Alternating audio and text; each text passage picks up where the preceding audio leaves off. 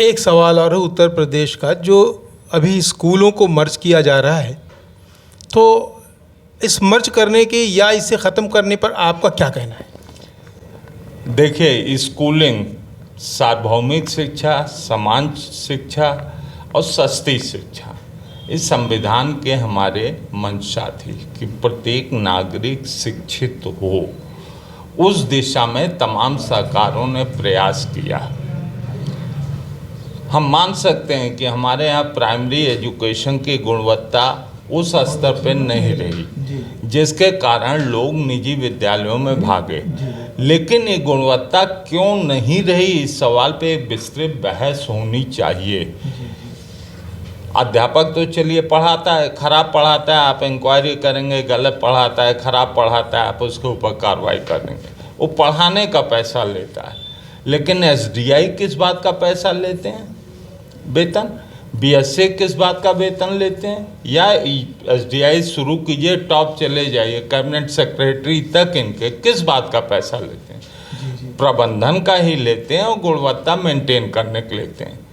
Surplus budget भी है, उसके बावजूद अगर प्राइमरी एजुकेशन हमारे यहाँ ढह रही है, तो इसमें न तो प्राइमरी एजुकेशन सिस्टम में कमी है, न अध्यापकों में कमी है, न विद्यार्थियों में कमी है, छात्रों में, बल्कि कमी है अगर हमारे यहाँ, तो वहाँ बैठे हुए निकम्मे और नाकारे लोगों में कमी है। और विद्यालय की बंदी हम कतई नहीं बर्दाश्त करेंगे। विद्यालय का ये हाल है कि अभी पिछले वर्ष तक, इस पिछले वर्ष से इन्होंने आधार और अपार शुरू कर दिया जी। कि आधार लाइए, उसे लिंक कराइए तो आपके बच्चे का एडमिशन होगा। अब जरा बताइए, देहात का गरीब आदमी जिसके बच्चे प्राइमरी स्कूल में जाते हैं, उसके पास एक मोबाइल होता है घर भर में, वो काम पे जाता है, वो कब ओटीपी लेगा, कब ओटीपी क्लियर करेगा, आधार बनवाएगा या लिंक करेगा, दोनों में उसके लिए मुश्किल है। अगर उसका मोबाइल कहीं गायब हो गया तो जब दोबारा मोबाइल लेता है तो नई सिम लेके लेता है। इस तरह की तमाम दिक्कतों के कारण कोई भी ग्राम पंचायत ऐसी नहीं है जहाँ 10, 12, 20 बच्चे स्कूल में केवल इसलिए नहीं जा पा रहे हैं कि उनका आधार या अपार या तो बना नहीं है या लिंक नहीं है। और उसके बाद आप कहते हो छात्रों की कम संख्या, जबकि हमारा जो संविधान कहता है प्रत्येक बच्चे को 6 साल से लेकर 14 साल तक के मुफ्त शिक्षा देना इस सरकार का दायित्व है और सरकार उनका अधिकार है। अब आइए दूसरी बात, प्रत्येक ग्राम पंचायत में आपने विद्यालय की पूरी चेन हमने बना दी, उस विद्यालय को आप बंद कर रहे हैं कम छात्र संख्या करके। क्या कोई माता पिता अपने उस बच्चे को आज के दौर में सिवान पार करा के, सिवान मतलब उस ग्राम सभा का क्षेत्र, उस ग्राम राजस्व ग्राम से दूसरे राजस्व ग्राम में भेजेगा? सांप का क्या होगा, बंदर का क्या होगा, कुत्ते का क्या होगा, सांड का क्या होगा, नीलगाय का क्या होगा? अगर उसकी अपनी ग्राम पंचायत में, ग्राम सभा में विद्यालय है, तो कहीं ना कहीं चलते फिरते उन बच्चों की देखभाल कर लेता है। लेकिन दूसरी ग्राम सभा में अगर विद्यालय गया तो बीच के रास्ते में उसके साथ कोई हादसा हो न जाए, इसको लेकर आशंकित रहेंगे, वो नहीं भेजेंगे। और इसका सबसे बड़ा दुष्प्रभाव पड़ेगा बच्चियों की शिक्षा जी।